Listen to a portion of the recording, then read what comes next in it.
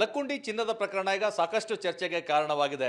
ಈ ಚಿನ್ನ ಸಿಕ್ಕಿರುವಂಥದ್ದು, ನಿಧಿ ಸಿಕ್ಕಿರುವಂಥದ್ದು ಅಪಶಕುನವ, ಅವರಿಗೆ ಕೆಡುಕುಂಟಾಗುತ್ತೆ ಅನ್ನೋ ಚರ್ಚೆ ಸಹ ನಡೀತಾ ಇದೆ.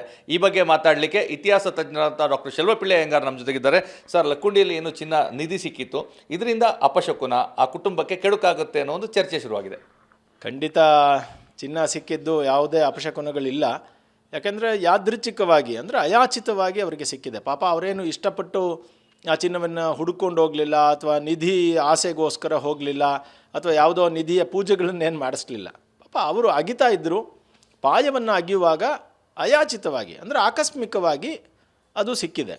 ಹಾಗಾಗಿ ಅದು ಸಿಕ್ಕಿದ್ರೂ ಕೂಡ ಇನ್ನೊಂದೇನಾಗುತ್ತೆ, ಯಾರದೋ ಆಸ್ತಿನ ಯಾರೋ ಕಬಳಿಸೋಕ್ಕೆ ಹೋದಾಗ ನಮ್ಮ ಹಿಂದೂ ಧರ್ಮದಲ್ಲಿ ಅದೊಂದು ಪಾಯಿಂಟ್ ಇದೆ, ಅವನು ಉದ್ಧಾರ ಆಗಲ್ಲ ಅಂತ. ಅಂದರೆ ಯಾರಿಗೆ ಸೇರಬೇಕೋ ಅವ್ರಿಗೆ ಸೇರಬೇಕು ಅಂತ. ಪಾಪ ಆ ಬಾಲಕನ ಮನೆಯವರು ಮತ್ತು ಆ ಬಾಲಕ ಎಷ್ಟು ಪ್ರಾಮಾಣಿಕವಾಗಿದ್ದಾರೆ ಅಂದರೆ, ಆ ಕೊಡಪಾನ ಅಂದರೆ ಬಿಂದಿಗೆ ಸಿಕ್ಕಿದ ತಕ್ಷಣವೇ ಇದು ನಮ್ಮದಲ್ಲ ಅಂತ ತೀರ್ಮಾನಕ್ಕೆ ಬಂದು, ಇದು ಸರ್ಕಾರದ ಆಸ್ತಿ ಅಂತ ಹೇಳಿ ಆವತ್ತು ಗ್ರಾಮ ಪಂಚಾಯಿತಿ ಸದಸ್ಯರಿಗೆ, ತನ್ಮೂಲಕ ಅಲ್ಲಿನ ಸಚಿವರಿಗೆ ಮತ್ತು ಅಲ್ಲಿನ ಅಧಿಕಾರಿಗಳಿಗೆ ಕೊಟ್ಬಿಟ್ಟಿದ್ದಾರೆ. ಅಂದರೆ ಅಷ್ಟು ಪ್ರಾಮಾಣಿಕವಾಗಿರೋನಿಗೆ ಅಪಶಕುನ ಏನು? ಖಂಡಿತ ಇಲ್ಲ.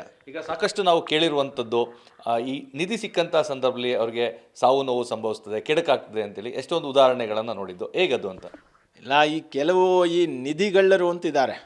ಈ ನಿಧಿ ಹುಡುಕೋಕ್ಕೆ ಬಹಳ ಓಡಾಡ್ತಾನೆ ಇರ್ತಾರೆ. ಭಾರತದಾದ್ಯಂತ ಮಾತ್ರ ಅಲ್ಲ ಇದು, ನೀವು ಭಾರತ ಅಂತ ಅಂದ್ಕೊಂಡಿದ್ದೀರಿ, ಪ್ರಪಂಚದಾದ್ಯಂತ. ಈಜಿಪ್ಟ್ನ ಪಿರಮಿಡ್ಗಳಲ್ಲಿ ಬೇಕಾದಷ್ಟು ಜನ ಹಣ ಹುಡ್ಕೊಂಡೋದ್ರು, ಚಿನ್ನ ಹುಡ್ಕೊಂಡೋದ್ರು. ಅವರೆಲ್ಲ ಒಂದು ರೀತಿಯಲ್ಲಿ ಗೂಢವಾಗಿ ಅವರೆಲ್ಲ ಸಾವನ್ನಪ್ಪಿರೋದು ನಿಜ. ಅದೇ ಥರ ಗ್ರೀಕು, ರೋಮನ್ನು, ಬೇರೆ ಬೇರೆ ಸಾಮ್ರಾಜ್ಯಗಳಲ್ಲಿ ಹುಡುಕೊಂಡೋದವ್ರು ಹೋಗಿದ್ದಾರೆ. ಹಾಗೆ ಭಾರತದಲ್ಲೂ ಕೂಡ ಗುಪ್ತರ ನಿಧಿ ಮತ್ತು ವಿಜಯನಗರ ಸಾಮ್ರಾಜ್ಯದ ನಿಧಿಯನ್ನು ನೀವು ಚಂದ್ರಗಿರಿ, ಪೆನಗೊಂಡ ಕಾಡುಗಳೆಲ್ಲ ಇವತ್ತಿಗೂ ಹುಡುಕ್ತಾ ಇದ್ದಾರೆ. ಆಮೇಲೆ ಹಂಪಿ ಫುಲ್ಲು ನೋಡ್ಬೋದು ನೀವು, ಅಲ್ಲಲ್ಲಿ ಅಗದಿದ್ದಾರೆ. ಅದೇ ಥರ ನೀವು ಮಾನ್ಯಕೇಟ, ರಾಷ್ಟ್ರಕೂಟರದು ಬೇರೆ ಬೇರೆ ಕಡೆ ಎಲ್ಲ ಅಗದಿದ್ದಾರೆ. ಅವರೆಲ್ಲ ಎಲ್ಲೆಲ್ಲೋ ಒಂದಷ್ಟು ಸಾವು ನೋವುಗಳ ವರದಿಯಾಗಿದೆ. ಅಂದರೆ ಕಾರಣ ಏನು ಅಂತಂದರೆ, ಫಸ್ಟು ನಿಧಿಗಳರೆಲ್ಲ ಒಂದು ಗುಂಪು ಮಾಡ್ಕೊಳ್ತಾರೆ. ಅವರೆಲ್ಲ ಗುಂಪು ಮಾಡ್ಕೊಂಡು ಹೆಂಗಾದರೂ ಮಾಡಿ ನಿಧಿ ಹುಡುಕಬೇಕು ಅಂತ ಹೋಗ್ತಾರೆ. ಯಾವುದೋ ಒಂದು ಅಂತಿಮ ಘಟ್ಟ ಬಂದಾಗ, ಏನಾದರೂ ಸಿಗ್ತಾ ಇದೆ ಅಂತ ಅಂದಾಗ ಅವರವರಲ್ಲೇ ಬಡ್ದಾಡ್ಕೊಳ್ತಾರೆ.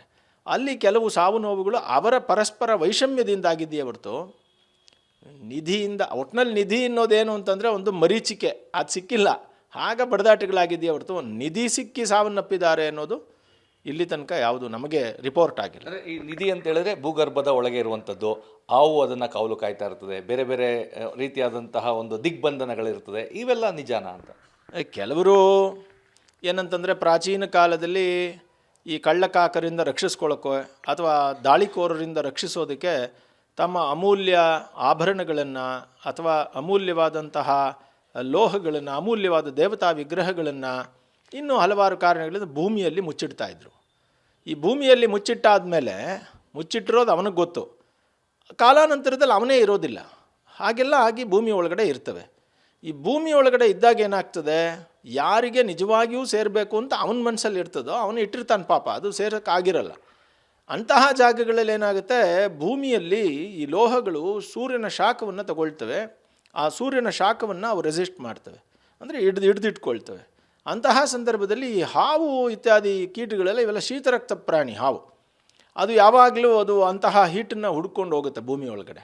ಸೊ ಹಾಗಾಗಿನೇ ನೀವು ಹುತ್ತದಲ್ಲೆಲ್ಲ ಇರೋದನ್ನು ನೀವು ನೋಡ್ಬೋದು. ಅಂತಹ ಕೆಲವು ಪ್ರಕರಣಗಳಲ್ಲಿ ಹಾವು ಆ ಲೋಹದ, ಅದಕ್ಕೆ ಚಿನ್ನ, ಅದಕ್ಕೆ ನಿಧಿ, ಇದು ಯಾರಿಗೋ ಇಟ್ಟಿದ್ದಾರೆ, ಇದು ಬೆಲೆ ಬಾಳುತ್ತೆ ಅನ್ನೋದೆಲ್ಲ ಗೊತ್ತಿಲ್ಲ ಅದಕ್ಕೆ, ಅದು ಅಲ್ಲಿ ಇರುತ್ತೆ. ಅಂದರೆ ಅದು ಬಿಸಿಯನ್ನು ತಗೊಳ್ತಾ ಇರುತ್ತೆ. ಅಂತಹ ಸಂದರ್ಭದಲ್ಲಿ ಒಂದೆರಡು ಪ್ರಕರಣಗಳಲ್ಲಿ ಅಲ್ಲಲ್ಲಿ ನಿಧಿಯನ್ನು ತೆಗೆಯುವಾಗ ಅಲ್ಲಿ ಹಾವು ಕಂಡು ಬಂದಿರೋದು, ಕೆಲವು ಕಡೆ ಹಾವು ಕಚ್ಚಿರೋದು ಕೂಡ ಉಂಟು. ಯಾಕಂದರೆ ಯಾವುದೇ ಹಾವಿಗೆ ಅದನ್ನು ಡಿಸ್ಟರ್ಬ್ ಮಾಡಿದಾಗ ಅದು ತನ್ನ ಕೋಪವನ್ನು ವ್ಯಕ್ತಪಡಿಸುತ್ತೆ. ಹಾಗಾಗಿರಬಹುದೇ ಹೊರತು ಇದು ಅಂದರೆ ನಂಬಿಕೆಗಳಿದೆ. ಪುರಾಣಗಳಲ್ಲಿ ಈ ನಿಧಿಯನ್ನು ಕಾಯೋದಕ್ಕೆ ಸರ್ಪಗಳಿರ್ತವೆ, ಆ ಸರ್ಪಗಳು ಬಿಡೋದಿಲ್ಲ ಅನ್ನೋದೆಲ್ಲ ನಂಬಿಕೆಗಳಿವೆ.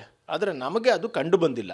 ಅಂದರೆ ದಿಗ್ಬಂಧನ ಹಾಕುವಂಥದ್ದು ಈ ರೀತಿಯಾದಾಗ್ತದೆ. ಮತ್ತು ಹಿಂದೆ ರಾಜ ಮಹಾರಾಜರು ಸಹ ಚಿನ್ನವನ್ನು ಅಡಗಿಸಿಡ್ತಾ ಇದ್ದಾರೆ ನಿಧಿಯಾಗಿ ಅಂತ. ಹೌದು, ಅದನ್ನು ಕೂಡ ಮಾಡಿದ್ದಾರೆ. ಯಾಕೆಂದರೆ ಕೆಲವೊಮ್ಮೆ ತಮ್ಮ ರಾಜಧಾನಿಯ ಮೇಲೇ ಶತ್ರುಗಳು ದಾಳಿ ಮಾಡುವಾಗ ಅದರ ಒಂದು ಚಿತ್ರಪಟಗಳನ್ನು ಮಾಡಿ, ಯಾರಿಗೂ ಗೊತ್ತಾಗದೇ ಇರೋ ಹಾಗೆ ಕೆಲವು ನಿಧಿಗಳನ್ನು ಸಂರಕ್ಷಣೆ ಮಾಡಿ ಮುಂದಿನ ಜನತೆಗೆ, ಅಂದರೆ ನಮ್ಮ ಜನರಿಗೋಸ್ಕರ ಇರೋದನ್ನು ಬೇರೆ ದೇಶದವ್ರು ಬಂದು ಕೊಳ್ಳೆ ಹೊಡ್ಕೊಂಡು ಹೋಗೋದು ಬೇಡ ಅಂತ ಹೇಳಿ ಅದನ್ನು ಮುಚ್ಚಿಟ್ಟಿರೋದುಂಟು.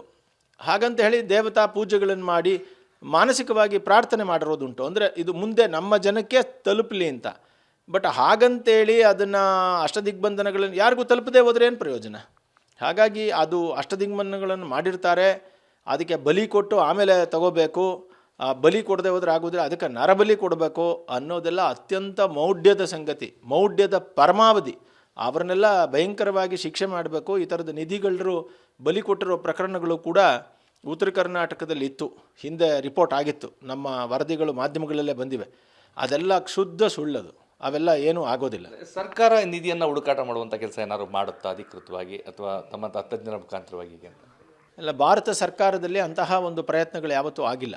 ಸಾಮಾನ್ಯವಾಗಿ ಇಲ್ಲಿ ಬೇರೆ ದೇಶಗಳಲ್ಲೆಲ್ಲ ಏನಾಗಿದೆ, ಮೆಟಲ್ ಡಿಟೆಕ್ಟರ್ಸ್ ಅಂತ ಇರುತ್ತೆ. ಅಂದರೆ ಭೂಮಿಯ ಒಳಭಾಗದಲ್ಲಿ ಸುಮಾರು 6 ಅಡಿಯ ಅಂತರದಲ್ಲಿ ಇರುವಂತಹ ಸಂಪನ್ಮೂಲಗಳನ್ನು ಹುಡುಕಿರೋದುಂಟು. ಭಾರತ ಸರ್ಕಾರದಲ್ಲೂ ಕೂಡ ಈ ನಿಕ್ಷೇಪಗಳನ್ನು ಹುಡುಕ್ತಾರೆ. ಅಂದರೆ ಅದಿರಿನ ನಿಕ್ಷೇಪಗಳು, ಅಂದರೆ ಚಿನ್ನದ್ದೋ, ಬೆಳ್ಳಿದೋ, ತಾಮ್ರದ್ದೋ, ಅಬ್ರಕದ್ದು, ಬೇರೆ ಬೇರೆ ನಿಧಿ ಅಂದರೆ ಖನಿಜಗಳನ್ನು ಹುಡುಕ್ತಾರೆ.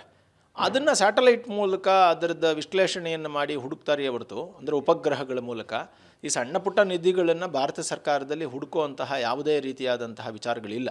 ಆರ್ಕಿಯಾಲಜಿಯವರು ಅಂದರೆ ಪುರಾತತ್ವ ಇಲಾಖೆಯವರು ಎಲ್ಲಾದರೂ ವರದಿಗಳು ಬಂದಾಗ ಈ ಥರ ಇರಬಹುದು ಅಂತ ಆ ಉತ್ಖನನಗಳನ್ನು ಮಾಡ್ತಾರೆ ಅಷ್ಟೇ ಹೊರತು ನಾವೇ ಮೆಟಲ್ ಡಿಟೆಕ್ಟರ್ ಇಟ್ಕೊಂಡು ಹುಡುಕೋದಕ್ಕೆ ಅವಕಾಶ ಇಲ್ಲ. ಮತ್ತು ಇನ್ನೊಂದು, ಭಾರತದಲ್ಲಿ ಮೆಟಲ್ ಡಿಟೆಕ್ಟರನ್ನು ಬಳಸೋದು ಕಠಿಣವಾದಂತಹ ಅಪರಾಧ. ಇದು ಡಾಕ್ಟರ್ ಶೆಲ್ವಪಿಳ್ಳಿ ಅಯ್ಯಂಗಾರ್ ಅವರ ಸ್ಪಷ್ಟವಾದಂತಹ ಮಾತುಗಳು. ನಿಧಿ ಸಿಕ್ಕ ಹಿನ್ನೆಲೆ ಯಾವುದೇ ಅಪಶಕುನ ಅಲ್ಲ, ಪ್ರಾಮಾಣಿಕವಾಗಿ ಅದನ್ನ ತಲುಪಿಸಿದರೆ ಅವ್ರಿಗೆ ಯಾವುದೇ ಕೆಡುಕಾಗೋದಿಲ್ಲ. ಇದರ ಜೊತೆಗೆ ನಿಧಿಗಾಗಿ ಪ್ರಾಣಿ ಬಲಿ, ನರಬಲಿ ಇದು ಶಿಕ್ಷಾರ್ಹ ಅಪರಾಧ, ಮೂಢನಂಬಿಕೆ, ಮೌಢ್ಯದ ಪರಮಾವಧಿ ಅನ್ನೋ ಮಾತನ್ನು ಸ್ಪಷ್ಟವಾಗಿ ತಿಳಿಸಿದ್ದಾರೆ. ಕ್ಯಾಮ್ರಾ ಪರ್ಸನ್ ಪ್ರಮೋದ್ ಜೊತೆ ರಾಮ್, TV9 ಮೈಸೂರು.